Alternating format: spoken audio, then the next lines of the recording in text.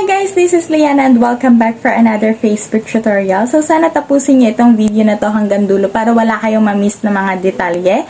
So by the way guys, meron tayong Facebook tutorial playlist. Tayong link nilagay ko sa ating description box below. So sana i-check niyo yung link na yon mamaya after this video para mapanood niyo pa yung iba nating Facebook tutorial. So without further ado, let's get started.